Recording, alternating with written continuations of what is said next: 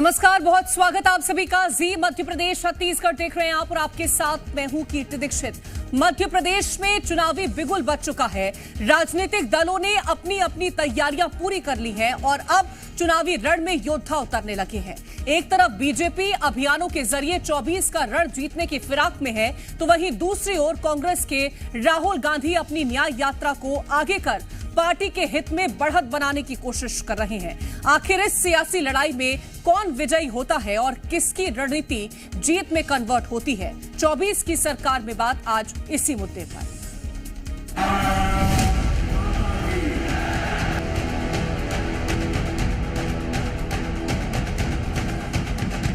370 का माइलस्टोन पार करना ही होगा।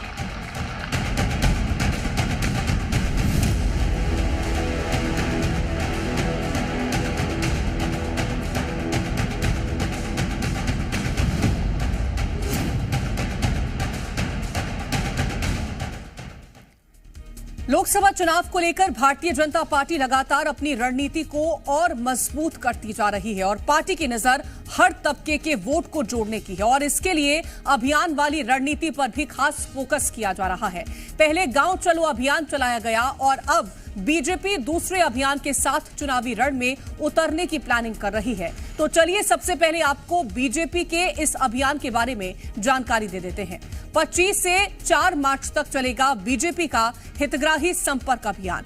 चुनाव से पहले हितग्राहियों को साधेगी बीजेपी और अभियान की शुरुआत अमित शाह करने वाले हैं। 3 लाभार्थियों के परिवार से मुलाकात भी इस दौरान गृहमंत्री अमित शाह करेंगे। वहीं अंतिम 3 दिनों में जुड़ेंगे सीएम, सांसद, विधायक, मंत्री और 2 से फरवरी से लेकर के 4 फरवरी तक मेगा अभियान होगा। माफ कीजिएगा, 2 मार्च से लेकर के 4 मार्च तक मेगा अभियान होगा और हर बूथ पर 370 वोट ज्यादा लाने का लक्ष्य भी रखा जा रहा है। एक तरफ बीजेपी इस अभियान को आगे कर हितग्राहियों को साधने की कोशिश में है, तो वहीं दूसरी ओर कांग्रेस ने कई तरह के सवाल खड़े किए हैं। कांग्रेस का कहना है कि पार्टी के कुछ लोग अपने लोगों को ही लाभ पहुंचाने में जुटे हुए हैं और ये कहना है कांग्रेस का। बताना चाहिए कि वे योजनाएं जिनमें अपात्र हितग्राहियों को जो अपनी पार्टी के ही चाहते हैं उन्हें लाभ दिया गया है, पूरी तरह लाभ दे रही है। उनमें भ्रष्टाचार भी हुआ है, उसका जवाबदेही किसकी है? और सरकार को किसी भी योजना का हितग्राहियों के लिए योजना बनाने का अधिकार है, कोई एहसान नहीं है। कोई भी सरकार, उसकी मॉरल ड्यूटी है कि वो गरीब जनता की सेवा करे, मगर उसमें निकलने वाला मेवा जो खा रहे हैं उस पर भी प्रहार जरूरी है। 70 सालों में पहली बार ऐसा हुआ है कि जब जो जिस योजना का पात्र है उस योजना के पात्र को उस योजना का लाभ सुनिश्चित कराया गया है। कांग्रेस केवल गरीबी हटाओ का नारा देकर ठगने वाली, धोखा देने वाली रही है। किसी योजना का सफलतापूर्वक इन्होंने काम किया ही नहीं। आज जब देश में योजनाएं के लाभार्थी हैं तो उनसे संपर्क कर रहे हैं, आत्मविश्वास के साथ में कर रहे हैं। अरे आपकी सरकारों में लाभार्थी तो केवल घोटालेबाज थे। तो चलिए सबसे पहले आपको बीजेपी के मिशन 29 के बारे में बता देते हैं कि आखिर चुनाव से पहले पार्टी किन मुद्दों को फोकस कर आगे बढ़ने की कोशिश कर रही है। चुनाव से पहले हितग्राहियों पर बीजेपी का पूरा फोकस है। केंद्र की योजनाओं का नेता जगह जगह पर प्रचार प्रसार करते नजर आएंगे। योजनाओं के हितग्राहियों से नेता संवाद भी करेंगे और वहीं सरकार की योजनाओं से लोगों को इस दौरान अवगत भी कराया जाएगा। पीएम आवास योजना के लाभार्थी भी बढ़ेंगे। नगरीय आवास विभाग ने इसकी तैयारियां भी शुरू कर दी हैं और वहीं 10,000 नए हितग्राही जोड़ने का लक्ष्य भी इस दौरान रखा गया है।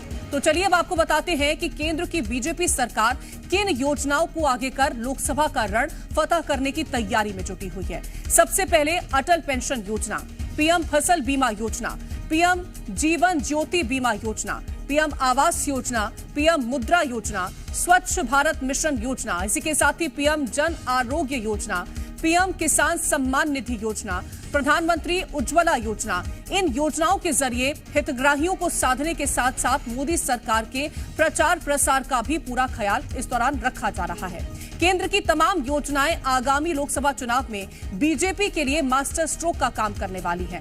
आपको बताते हैं कि मध्य प्रदेश में केंद्र की योजनाओं का कितना लाभ जनता को पहुंचा है अभी तक। बात अगर पिछले साल की करते हैं, पीएम किसान कृषि योजना के तहत प्रदेश के किसानों को पिछले साल 93 करोड़ 43 लाख रुपए का लाभ मिला। पीएम सम्मान निधि योजना के लिए मध्य प्रदेश में 76,46,500 लाभार्थी हैं। वहीं पीएम जीवन ज्योति योजना में मध्य प्रदेश को 31,200 क्लेम किया गया है। तो पीएम श्रम योगी मानधन योजना के तहत प्रदेश में 7,568 लाभार्थियों को लाभ मिला। पीएम किसान मानधन योजना में मध्य प्रदेश में 2,904 किसानों को पिछले साल लाभ मिला। तो पीएम ग्राम सड़क योजना के तहत प्रदेश में 1,400 किलोमीटर सड़क के निर्माण का टारगेट है। वहीं पीएम मातृ वंदन योजना के तहत मध्य प्रदेश में 1,12,121 लाभार्थी हैं। तो आयुष्मान भारत पीएम योजना के लिए लगभग 714 करोड़ रुपए का लाभ पहुंचाया गया। अब जहां बीजेपी अपनी तमाम योजनाओं के दम पर लोकसभा चुनाव लड़ रही है, तो वहीं बीजेपी और कांग्रेस भी सियासी मैदान में पूरा जोर लगाती नजर आई है। चलिए आपको आने वाले दिनों में कांग्रेस और बीजेपी के प्लान की जानकारी देते हैं। सबसे पहले बात 2 मार्च को राहुल गांधी की भारत जोड़ो न्याय यात्रा मध्य प्रदेश पहुंचेगी। इस दौरान बीजेपी 2 से 4 मार्च तक राहुल के यात्रा वाले रूट पर मेगा अभियान करेगी। राहुल की यात्रा 8 लोकसभा क्षेत्रों को कवर करेगी। तो बीजेपी के मंत्री, सांसद सभी लोकसभा सीटों पर जाकर बीजेपी के लिए प्रचार प्रसार करेंगे। जहां राहुल की यात्रा 5 न्याय यात्रा को लेकर के जनता को साध रही है, तो बीजेपी का टारगेट हितग्राहियों को साधने का रहेगा। कांग्रेस मध्य प्रदेश में अपनी खोई साख वापस पाना चाह रही है, तो बीजेपी का लक्ष्य हर सीट पर बढ़त बनाने का इस दौरान है। चर्चा के लिए संवाददाता प्रमोद शर्मा भोपाल से हमारे साथ जुड़ गए हैं। प्रमोद, दोनों ही पार्टियों ने अपनी जमीन को मजबूत करने की कोशिश कर दी है। जहां बीजेपी की ये कोशिश है कि कैसे जो केंद्र की योजनाएं हैं और जो राज्य सरकार की योजनाएं हैं उनके बारे में लोगों को जानकारी दी जाए। चाहे मंत्री हो, सांसद हो, विधायक हो, हर कोई जनता के बीच जाएगा।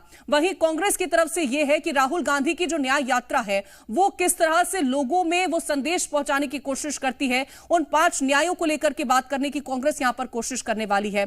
कितना असर देख रहे हैं इसका? देखिए, असर तो जब अभियान की शुरुआत होगी इसके बाद नजर आएगा, लेकिन कुल मिलाकर बात यह है कि दोनों ही पार्टियां जनता के बीच में अब जाने की पूरी तरीके से तैयारी में जुट गई है। दोनों के अपने अपने अभियान हैं और बीजेपी कमल से हितग्राहियों को कनेक्ट करना चाहती है। इसीलिए हितग्राहियों से आप देखेंगे तो बीजेपी के बड़े दिग्गज नेता संवाद करते आपको नजर आएंगे।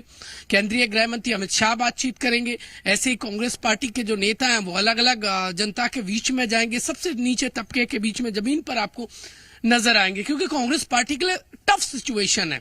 उन्हें हाथ से कनेक्ट करना है जनता को, और इस वक्त बीजेपी फ्रंट फुट पर नजर आ रही है। लेकिन बीजेपी देखिए एटीट्यूड में आपको नजर नहीं आएगी। बीजेपी जो पार्टी विद द डिफरेंस का नारा बुलंद करती है उसके अकॉर्डिंगली एमपी में नजर आ रही है आपको अलग अलग अभियान नजर आ रहे हैं। और 25 तारीख को जब केंद्रीय गृह मंत्री मध्य प्रदेश पहुंचेंगी तो वो केंद्र और राज्य की योजनाओं के जो हितग्राही हैं उनसे बातचीत करेंगे। उनको कितना सेटिस्फैक्शन मध्य प्रदेश में मिल रहा है। एक बयान आपने कुछ देर पहले डॉक्टर मोहन यादव का सुना होगा, जिसमें वो बोल रहे हैं कि बोला नहीं है, हमने करके दिखाया। तो कुल मिलाकर बीजेपी ने जो करके दिखाया है उससे जनता कितनी खुश नजर आ रही है और लोकसभा चुनाव को लेकर जनता के मन में क्या है। देखिए, जब हितग्राही बोलेगा मतलब वो सही बोलेगा, तो वो केंद्रीय गृह मंत्री मध्य प्रदेश से जानना चाहते हैं। और ये रैंडमली चुने गए, ये प्लांटेड नहीं है।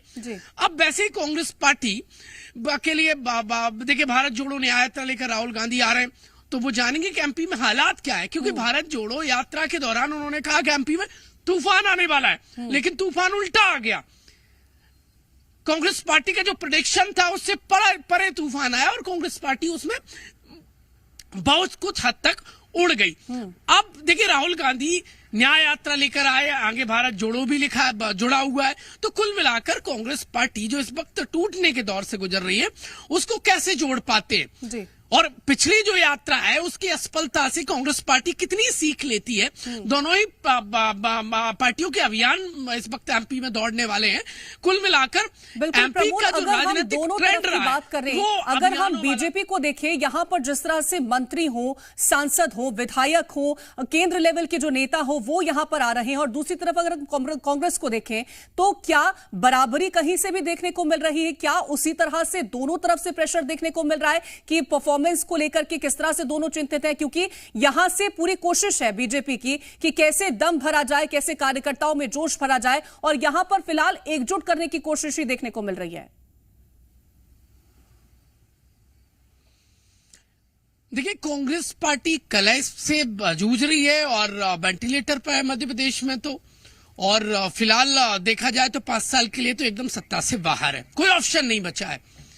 नेक्स्ट इलेक्शन होगा तब समय बड़ा बलवान है, वही अर्जुन वही बाण है, पुरानी कहावत है, चरितार्थ है, जनता जनार्दन है, वो क्या डिसाइड करेगी वो आने वाला समय बताएगा।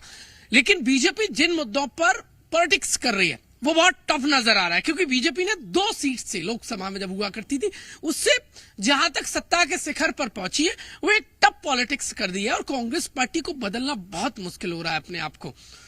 कांग्रेस पार्टी ने इस देश में लंबे समय तक राज किया और विपक्ष में रहकर बीजेपी ने उसको भांप लिया, और उसने वो इस वक्त बीजेपी अब सियासी चाल चल रही है जो जनता की देखिए नब्ज को समझ गई है। तो कुल मिलाकर कांग्रेस पार्टी चाहकर बार बार बदलने की कोशिश करती है लेकिन बदल नहीं पाती है। कमलनाथ जब एमपी में कांग्रेस पार्टी के कैप्टन रहे तो उन्होंने कांग्रेस पार्टी को ट्रेंड से हटकर कीर्ति काम किया, जो कांग्रेस पार्टी की कभी कीर्ति नहीं रही है। तो कुल मिलाकर अब देखें, एमपी में देखें, बाहरी स्टेट में देखें, तो इलेक्शन के जो मुद्दे हैं वो एकदम बदल गए, चाहे 370 हो, 3 तलाक हो, या फिर राम मंदिर। और हमेशा जो तीर होते हैं बीजेपी के वो कांग्रेस पार्टी को चुभ जाते हैं, यानी बीजेपी के तर्कस में बहुत तीर हैं जो जनता को बिल्कुल एकदम राज आते हैं, लेकिन कांग्रेस पार्टी सामने वाली पार्टी यानी बीजेपी की जो तैयारियां हैं वो कहीं ना कहीं कांग्रेस पर भारी पड़ती हुई जरूर नजर आती हैं, लेकिन इस बार की तैयारियां किस पर भारी पड़ती हैं ये आने वाले वक्त में हम सभी देखेंगे। फिलहाल बहुत शुक्रिया तमाम जानकारी पहुंचाने के लिए प्रमोद आपका।